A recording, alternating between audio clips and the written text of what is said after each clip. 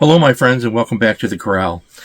Today we're talking about Ernest Hemingway. Yes, we are indeed. We're talking about one of the greatest writers of the last century, and he is still relevant today. That's why I have the title of this episode listed as, yes, Hemingway is still relevant. He will always be relevant, but it takes a little work these days to get through him. There is a generation or two out there that don't like Hemingway. That is not unusual in my lifetime. I remember reading in John Cheever's journals when they were published. He has a passage in his journals about the day Hemingway died, when he killed himself. And John Cheever writes about the importance of Hemingway in his lifetime. Ernest Hemingway began publishing 100 years ago, about 1924, 1925. And that's incredible. And he is still in print, and he always will be. I was introduced to Hemingway by these 3 volumes that were given to me by my parents, along with the desk I've shown you. I'm a pack rat that I still have. It's right over there. Some bookends and a copy of A Tale of Two Cities by Charles Dickens. I'm going to have to do a tour here of the room. Anyways, this was my mother and father's idea. I was a little young to read Hemingway in 1965, although it wouldn't take me long to get to him, but they gave me this set to go with the bookends for the desk, and the idea was hold on to these till you're ready to read them, because Hemingway is important, for them. He certainly is. So these 3 volumes, and there were more of these special blue editions published in the 60s. I only ever had the 3, which is A Farewell to Arms, The Sun Also Rises, and For Whom the Bell Tolls. And the first of these I read was The Sun Also Rises, followed by A Farewell to Arms, and then I finally did get to For Whom the Bell Tolls. My favorite Hemingway novel, what I consider to be his best novel, is A Farewell to Arms. That's just me. I would follow it, of course, with For Whom the Bell Tolls. There is a new edition of Whom the Bell Tolls out there, which came out a few years ago, and let's see if I can grab it for you. And it's interesting because it includes, I should have had this ready for you.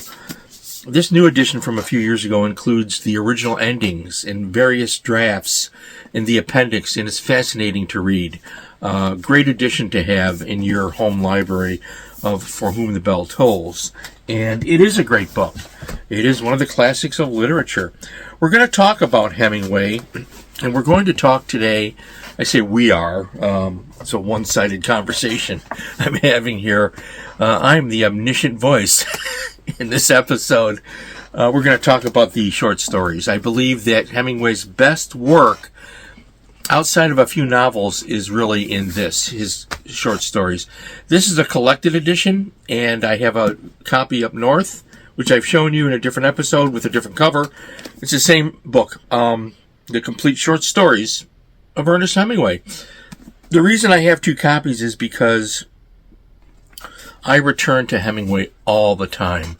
Hemingway is a constant thing for me. I never am without having a Hemingway book or rereading a Hemingway story. Big Two-Hearted River is something that I'm certainly involved in. So, the emotional impact of Hemingway, I was told by my parents and other people from my parents' generation, that would have been the greatest generation, that the reason Hemingway was so popular was partly because of his style. He had a unique style of writing, which derived from a journalistic approach.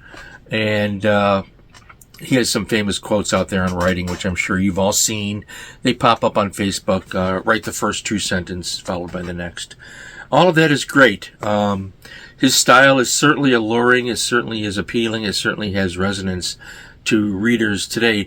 What's missing from a consideration of Hemingway today, which is very common for all of the writers from that era, what's missing from a consideration of Hemingway from that era in history is the historical context itself. You don't just pick up a Victorian novel, in my opinion, and just start reading it and expect to understand it fully. You can read a Victorian novel and understand it fully. You can pick up Charles Dickens. A bunch of Dickens is right here. I've been rereading a lot of Charles Dickens. And you can do that, but if you understand the historical context of the era in which these authors lived, you will have a better appreciation of what they were doing. Just a thought there. The short stories were first, and these are out of order, but in our time, I believe this is, 1925. I'll have some scans of these old paperbacks. I obviously have the collected edition. We have a great collection called Men Without Women, and then we have Winner Take Nothing. These are all great collections. These stories and many others can be found in that collected edition. And then you have his novels. So Hemingway was the type of writer that involved himself in everything that was happening to him that his senses could understand. And, if the wind blew a girl's hair, he would put that in there as a touch. The weather, the food he was eating, very, very much involved. And Hemingway started this whole trend in literature. Let's describe the food we're eating. And you get hungry reading Hemingway, So he had many fine books. I really think A Farewell to Arms is his best, and followed by The Sun Also Rises. But he had some others. Certainly, he had, early on in his career, he had this nonfiction work, which is called Death in the Afternoon.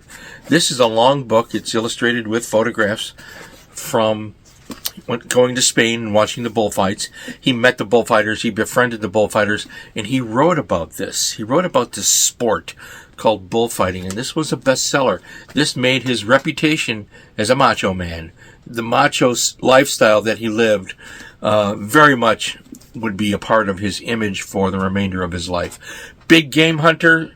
He was a sailor. He was a hunter. He was a writer. He was a tough guy. He was a boxer.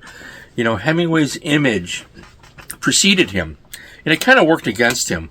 This is today still a good book. Now I have to tell you, I've been to a bullfight. I know you're probably shocked to hear that, but I have. I was at a bullfight in Mexico, not in Spain. I've never been to Spain, but I've been to Mexico, and I understand exactly what Hemingway is describing here because I witnessed it myself. Is it brutal? Yes, it is. Is it brutal and bloody? And it's also something you can't keep your eyes off of. It's about so many other things than just killing the bull and fighting the bull and fooling the bull. Hemingway touches upon all these aspects in this incredible work of nonfiction, which remains in print. So he has a lot going on in his life. Of his other early books, his novels, then he puts out the big game hunting book, The Green Hills of Africa, which is an amazing book itself, And 1935, so we're in the middle of the Depression here, and he puts out a book like this, Death in the Afternoon in the Green Hills of Africa. Just incredible pieces of writing. This is semi-autobiographical, so it's generally considered a nonfiction work along with Death in the Afternoon. I think there's enough fiction in here that he fudged it a little bit, but either way, these two books are a perfect example of that objective look at life and rendering what he sees bluntly. So his short stories, then he had The Sun Also Rises, of course, and A Farewell to Arms, and he had To Have and Have Not, which is a collection of, 3 novellas or 3 stories that he wrote that he put together and formed a novel out of it. This one is not highly regarded. I think it's pretty good. I don't think it's a great novel, but it's a good novel. And it was made into a very popular film with Humphrey Bogart, which does not resemble this book at all, really, other than the character names and a few incidents. 2 separate entities, the Bogart film and Hemingway's novel. Definitely worth your time if you're interested in that. One of his last novels, completed big novels that he published, was Across the River and Into the Trees, this received scathing reviews upon its publication. This is his long-awaited World War II novel, 1950, and it has a better reputation today than when it was published. I think it's a pretty good book. I think it's a little better than To Have and Have Not, but Across the River and Into the Trees is a good book. It's not a war novel. It takes place during World War II, but it's not a war novel. I think that's the context that confuses people, because Hemingway was a war correspondent and he was writing from experience, but it's really a love story about a man who's dying, essentially. Big spoiler alert there for you. And I remember reading up on my shelf behind me, Robert Nathan, the great Robert Nathan, mentions this book in one of his books, and he refers to it as Hemingway's most honest book, or words to that effect. And I understand that, because Hemingway resonates with people because he was honest about the way he rendered the characters and created the characters, and he was honest with himself in so doing. And that honesty comes across in his writing. You can relate to his honesty. And this is a very honest book. Interesting take. Now, I'm kind of doing this pretty fast because I'm not lingering on the plots and all of that. You can look that all up yourselves. Better yet, read the books. Hemingway is always going to be in print. He's always going to be a challenge. I remember once, and I won't say who it was or where I was, I sat in on a class of a woman who was a known member of the LGBTQ community, and she spent an hour and a half just viciously name-calling Hemingway. And I'll never forget it, because she was wrong in doing that. And yet, I understand the criticism. He treated women poorly, they say. I don't agree with that. You can look at the books and see how he treated women. You think he treated women poorly in A Farewell to Arms? If you read that story, it becomes a love story, and it has a brutal ending to it. Probably one of the best endings to his novels is in there. I'm not going to tell you what it is. It's very famous. And I don't know. I don't believe that he demeaned women. I think that what really turns off some women readers and writers is because of he was just entirely a man's man. And being a man's man with certain aspects of our society today is not pleasurable for a lot of people, men and women both. I get that, and I respect that differing viewpoint from mine, but it's no reason to sit there for an hour and a half and call Ernest Hemingway names. I'm not going to say who that was or where it was, because that person is still teaching in the Chicagoland area. Enough of that. Anyways, I disagree with that approach. If you disagree with Hemingway, you don't like him stylistically or the plots or whatever, that's fine. But he was a macho man. At a time when you had Zane Grey out there, and it's interesting, Zane Grey wrote some nonfiction books about fishing that Hemingway was really familiar with, by the way. And Carlos Baker, by the way, this is the only, I didn't scan it, but Carlos Baker wrote the only full-length biography of Hemingway I've ever read. And he talks about Hemingway reading Zane Grey in here. It's a little humorous. The only other book about Hemingway I've read is A.E. Hotchner's Hemingway in Love, his own story, which is a fairly recent book. Hotchner is gone now. This was a couple of years ago. Really good book. Hotchner also wrote a longer book about Hemingway that I've never read. Like I said, these are the only two biographies I've ever read of Hemingway. I don't need to read any more. I don't know. I just don't need to. I need to keep reading Hemingway. I need to be enlightened by his stories. Now, he had a writing style that sometimes had what he called the iceberg theory, where you just give the tip of the iceberg and you leave things out of the story. You let the reader infer what those elements are.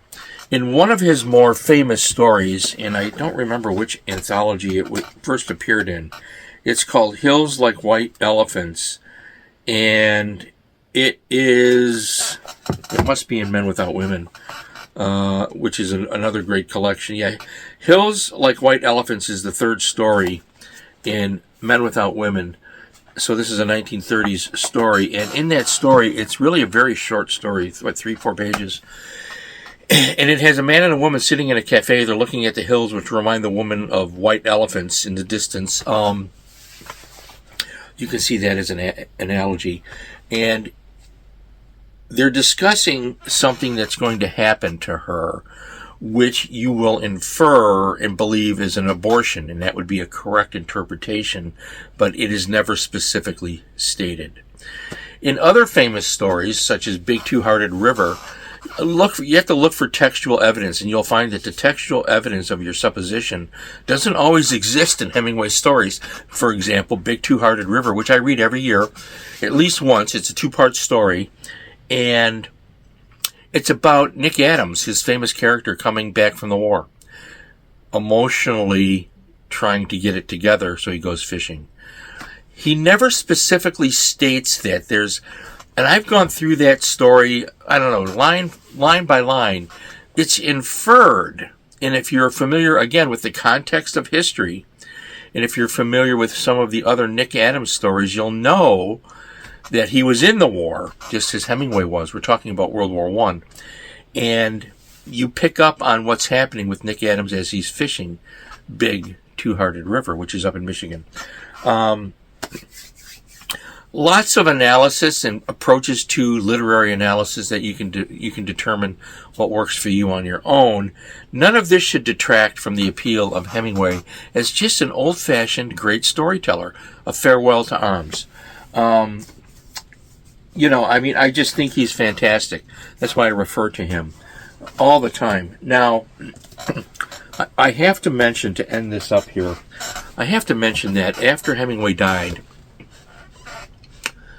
there began a process that his estate put out through his widow, Mary, to publish some of the work he left behind that he never got to. The first of these, I believe, was a nonfiction work called A Movable Feast. And this book was completed shortly before Hemingway died, and so he had a direct hand in this manuscript. And it's pretty much what he left. Mary Hemingway might have done a little editing on it, for clarity, but this is pretty much what he did. This is a memoir of his years in Paris, where he meets F. Scott Fitzgerald and all of these people. And this is a wonderful memoir. It's really quite a sentimental work compared to his earlier material, and it's become quite a famous book as well it should be. Hemingway's posthumous work is problematic, and we're going to get to the problematic part in just a fantastic moment here, because we have The Garden of Eden is one that came out. What was this, 86, I think? The Garden of Eden came out, and Mary Hemingway edited this from an existing manuscript, and it's actually pretty good. It's a good novel. It's about the 1920s again, and it's about a writer, and it's just a really good book. It's not one of his great novels, but he had these manuscripts sitting there. He was constantly writing, So we have The Garden of Eden. I'm satisfied with the way this book reads and the way it plays out. Of course, we don't know what Mary Hemingway chose to cut. Right? That's unknown to me, anyways. And I still think the book works, just as A Movable Feast works. Then we have a really unusual thing that happened. In 1970, Mary Hemingway released Islands in the Stream, which is another work that he left behind. And this is a masterpiece. And it's been edited. Again, we don't know what she took out. We don't know what she left out. But this book was near completion as well, or completed when Hemingway died. And so she put this out. And this book, all these decades later, it came out in 1970. It still resonates with people. This is a book that writers love to read. I've talked to so many writers. They say of all of Hemingway's book, this is their favorite. And it's awful hard for me to put it down. Islands in the Stream is a magnificent piece of work. Probably his last great work. But there was more. We're not quite done yet. And there's more that hasn't been released. So I don't know if the estate ever will release it. Hemingway is a force to be reckoned with. In 1999, Mary Hemingway's gone by now, and Patrick Hemingway took one of his last major manuscripts, and he edited it, and he published it as True at First Light. Some of you are probably familiar with this book. This book has some beautiful, beautiful passages in it, but it's not a very good book. When I first read this book, I felt, and I didn't know how much had been cut, I felt something was missing. I felt that it was too sporadic, too jagged. It didn't flow at all, and it doesn't, actually. I saw James Lee Burke in an interview talking about this. He didn't like it either. Most people that read this didn't like it because you could sense that it wasn't edited very well. Well, it turns out that in 2005, the complete manuscript was published by Kent State University Press under the title Under Kilimanjaro. And you can see the difference. This is a huge, mammoth book. This is pretty much, now it's been slightly edited for clarity by Robert W. Lewis and Robert E. Fleming. And this is the same book, but this is the complete manuscript of what became True at First Light. And this is a very good book. It's not a classic. It's a good enough work that I think if you're really interested in it, you should read this and just ignore True at First Light. I got in a little bit of trouble when I reviewed my old blog, which is gone. I reviewed both of these, and then I linked my review to the Hemingway site, one of the Hemingway sites, which is now gone, and I got blocked because I said, this is a travesty. Right? What Patrick Hemingway did here should never have been allowed. I mean, he emasculated this book. He gutted this manuscript. And the difference is profound. And you could read both of them, and you can see for yourself that I'm right. This should never have been released at all. But the Hemingway estate, it was his centenary, and they wanted to make money. And, it was a opportunistic thing. They should have put this out with this edit by these two guys, which they edited for clarity, and they could have renamed it True at First Light because the phrase True at First Light appears in the manuscript. In both editions feature that famous quote. Anyways, Under Kilimanjaro is the preferred text, right? Just as Last of the Duanes is the preferred text of the Lone Star Ranger by Zane Grey. Lone Star Ranger is his worst book because it was pieced together by the editors in the publishing house. They took two stories and melded them together, did some rewriting that Zane Grey had nothing to do with, and it's just not very good. It has good moments in it.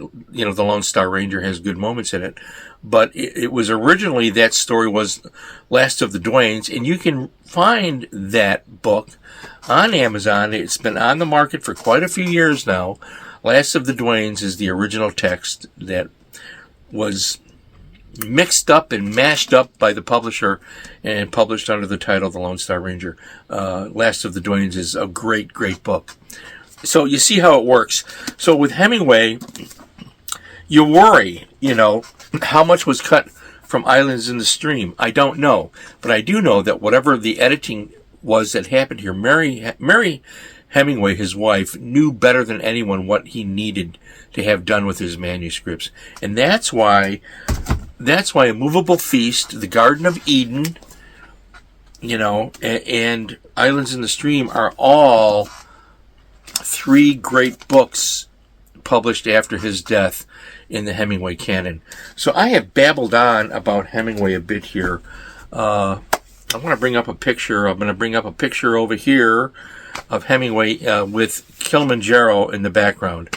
I remember the first time I read The Snows of Kilimanjaro and the emotional impact of that story. It's a short story. It really boggled my mind because it was amazing to me that such a story could exist. It was unlike any other type of creative writing I'd ever read in my life.